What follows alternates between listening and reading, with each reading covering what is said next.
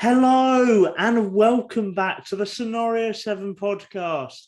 My name is Sam and today I'm here with my lovely co-host. It's Mr. Matt Collier. Matt, how are you doing? I'm doing good, thank you, Sam. How are you? I'm doing really good, thanks. And today we are bringing you a Spanish Grand Prix preview.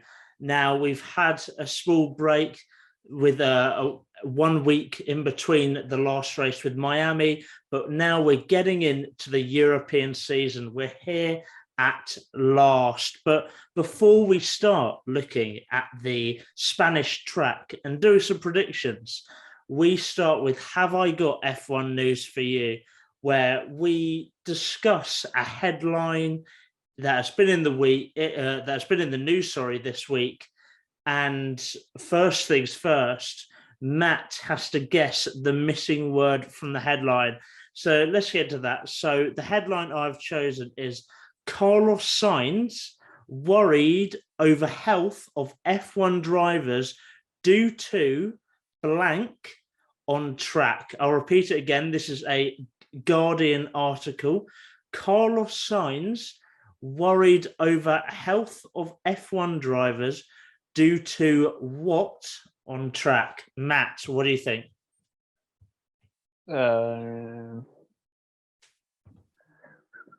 Curbs? No, not curbs. I'll give you a clue. It's an issue that has been very prevalent this year. Porpoising? Not the word they've used, but Bouncing? Yes, there you go. Third time lucky.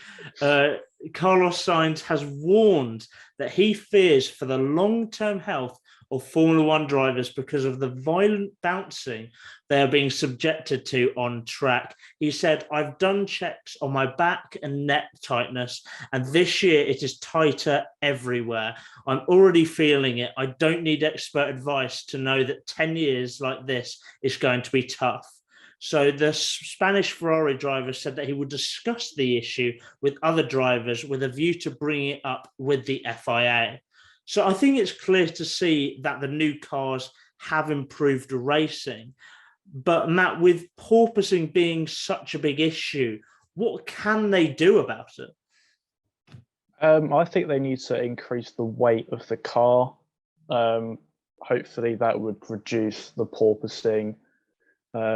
The F1 cars are already slower than a few years ago, so we're not going to be able to break loads of lap records like a few years ago. So yeah, I think the best way is to increase the weight so it doesn't porpoise as much. And as I explained earlier, I think this porpoising thing will go all the way to Abu Dhabi in the final race of the season because there's so many different elevations in tracks and long straights that I think there'll be a problem for all the drivers until the final race of the season. Yeah, well, this is quite a worry because it is having an effect on the drivers. And we've had 5 races already, and we've still got a long calendar to go. We've still got 17 more races after the Russian Grand Prix was announced that it wouldn't be replaced. This is the first season of this new car. Is there a possibility that they're going to have to rethink the design of this car for all the drivers due to this issue? Because this will have a detrimental effect on the driver's back. They're going to have to be in and out of the chiropractor every week. Yeah, you basically explained all the problems. They need to find some sort of way of fixing it. As I said, I think maybe trying to increase the weight of the F1 cars could be an option, or just redesigning the floor completely could also be another option. We'll have to wait and see what happens. Yeah, we certainly will. I don't think this is the last time we're going to be talking about porpoising this year, as it is a really big deal. Let's look at the track now. The Circuit de Barcelona Catalunya. It's a 4.6 kilometer circuit with 2 DRS zones, 16 corners, and 66 laps. Matt, what do you think of the track? I think it's difficult to overtake. F1 mainly uses it for testing, but it's very good in the F1 game, I do have to say. Love that. It is. Yeah, you are right. There has been quite a few issues with overtaking at this track. It's a mix of long turns, long straights, and then a slow speed final sector. It's never really had the most exciting races, mainly due to the dirty air making it hard to follow. But the thing with the new cars is the new cars are meant to make it a lot easier to follow. So this, I feel like, is its biggest test yet. Can it make the Spanish Grand Prix a lot more exciting? Because, as you said, they've tested here. There are definitely positive signs from other races. But yeah, it's a big test to. It's a big test for the cars to see if the innovation has gone far enough that they can finally have some good races. I mean, looking back at iconic races, I immediately think back to the Rosberg and Hamilton incident, but looking back through history, you don't have many races going, oh, that was one of the best races that season. It's always pretty average or it's one of the worst. And hopefully the new cars will change that. That is a massive hope for this year. And normally now we look at last year's race in Spain, which we are still going to do. However, today, before we started filming, there was some big news with Aston Martin. And the big news is Aston Martin are bringing a B-spec car to the Spanish Grand Prix. And this isn't an issue off the face of it. This is fine. They're changing their car. It's going to be interesting what happens. And their technical director is Dan Fallows, who left Red Bull in April to join Aston Martin, the Silverstone-based team. And let's just say the Aston Martin and Red Bull designs, the team he left in April, are very similar. They are on screen now, hopefully, for those watching on YouTube. And the side pods are pretty identical. Matt, this is the second time in 3 or 4 years after previously doing this with Mercedes. And of course, they got a points deduction and a fine. Surely Aston Martin won't get away with this. And why are they doing it again if last time they got punished? I think they realised from, I was trying to remember what year they did it, where they copied the Mercedes. I can't quite remember, but yeah, I think in the end they only got like a 15-point deduction, and I remember loads of teams appealing, and they were shocked at how little they got punished for it. Yeah, so I think they're happy to take whatever the risk is, because if they do it and they get to keep it, they can have it for the rest of the season. I've also been reading that B spec upgrade, I think, is only going to go onto Lance Stroll's car, from what I've heard. And yeah, on another topic, it kind of just shows that they don't want to give it to the experience of Vettel. Maybe, time will tell, and he might retire at the end of the season.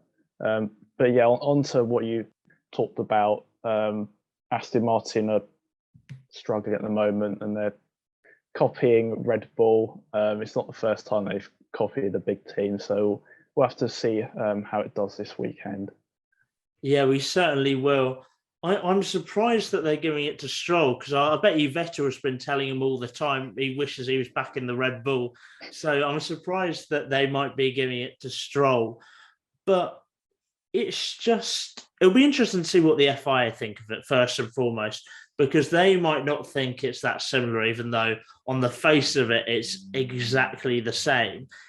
It seems different this time round, because last time they did it, they were Racing Point and they were fighting for third. Yeah, I think it was third or fourth in the constructors. And in the end, Perez had a failure on the final race. It didn't work out for them. But taking this hit, they were never going to be at the back. You have this Aston Martin at the moment, they are 9th in the constructors. they have very few points. They're not as good as that Racing Point was. So if they get a points hit, it's going to be a much bigger deal this year. So I think it's a massive risk. We'll have to see how it unfolds. Will they fine them? Will they give them a points deduction? We'll have to see. But it's so strange. I just can't really get over it. Where's the originality? Sorry. Where is the creative design, the creative freedom? Copying another team, it's almost lazy. But if they win the race, I'll take it back. And if they don't get a points deduction, fair enough. But finally, let's look at last year's race in Spain. To be honest, there isn't much to go over. It wasn't the most entertaining races, let's say. So on Saturday, Hamilton put his car on pole, with Verstappen in second, Bottas in third. Verstappen did take that place back on lap 1, diving down the inside of Lewis Hamilton, who thought he was safe, but it's Max Verstappen. He goes for every position, and it was a clean move in the end. Hamilton knew he had a lot of laps to fight back, so there was no need to get into a scrap on lap 1. On lap 8, Yuki Tsunoda broke down at turn 10, causing a safety car. Hamilton in this race went for a 2-stop strategy, allowing a repeat of Hungary in 2019. Not Hungary won the race. Hamilton won the race. Verstappen second, Bottas third. So exactly how qualifying played out. So not the most exciting race, let's say, but what is a memory you have from the last race? You've already touched upon it, and that is the Hungary 2019 reference. So on lap 42, Hamilton came into the pits to put fresh rubber on, and the Red Bull engineer came over the radio saying Maxis might be Hungary 2019 all over again. And yeah, it completely caught Red Bull off guard. That's what Martin Brundle said. And yeah, Lewis really quickly catched him. And then when he was in range to get Verstappen, you could see all the marbles and the rubber spitting off Verstappen as he went offline, and Hamilton easily overtook him. So yeah, that's my memory from last year. Yeah, certainly the main talking point from that Spanish Grand Prix. It was funny how the engineer straight away was like, it's 2019 all over again. I did watch this little F1 thing where they had all the team radios of the Mercedes leading up to this decision, and it was quite a really interesting insight into them talking to the factory in Brackley, someone back then saying, look, we've got this strategy, it's going to work, telling them, right, you've got to call him in at the last minute so Red Bull can't react, and ended up paying dividends for them. My memory of the last race isn't that major, to be honest, and it's to do with a driver that I really like, because I don't really have many memories of the last race because not that much happened, and that is Perez and Daniel Ricciardo. So Perez outbraked the king of the late breakers on lap 46, going around the outside of the Aussie at turn 1. And it was this fantastic move because Perez was really far back. Martin Brundle and Crofty couldn't believe he was making this move. He was so far back, but it was a sensational move. He took the place and gained a position. It's really not that exciting, but it was a great move, and that was my memory of the last race. Let's now go to the predictions. And first of all, look at the table after Miami. So as always, I'll repeat, this is done on averages, not on how many points people have, because that allows people that aren't here very regularly, like Josh or Robert, that can still have a chance of climbing up the table, even though they can't for other commitments like work and so. So looking at first in the table, and Matt, you keep your place. You got some unbelievable points last week, and you've got some very good points this week. And you go up to an average of 3.7 points. in first position, going up from 3.5 last week. Joe has taken my place in second. Devastating blow. But Joe is in second on 2.3 points, going up from 1.7. I'm in third on 2.2 points, going up from two last week. So, we're all improving. All the people that us three that predicted last week all gained points. So that was a positive. And then fourth is Josh on 1 point, has only predicted 1 week. And Robert is fifth on 0.5 points, having predicted 2 weeks. Now, what we predict, if you haven't seen or listened to us before, is first of all, we go over first accident, first safety car / red flag, first pit stop, first blue flag, and the driver that gets the most overtakes. And then we get a bonus point for what lap those were on, or for most overtakes, how many overtakes, before predicting the podium just after. So I'm going to go first. And for first accident, I have got Mick Schumacher, lap 27. Now, I'm going to say this in advance. I don't really have any logic to these. They're just random guesses that I'm hoping are going to be right. So Mick Schumacher, lap 27 for first accident. For first safety car / red flag, I've gone for Daniel Ricciardo, lap 31. Again, no logic, but a guess. First pit stop, Pierre Gasly, lap 15. No logic to that either. But this one I do have logic to. First blue flag. And for that, I'm going to give Nicholas Latifi, because he is the safest bet for this. And I've gone for lap 41. He, of course, was the first person to get lapped last week and has been several times this season. For most overtakes, I've gone for a bit of a left field, Zhou Guanyu with 7.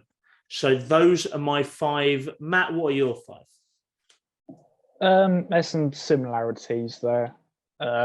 First incident, I've gone with Zhou Guanyu, lap 1. He always seems to have some sort of bad luck. So I think it might continue.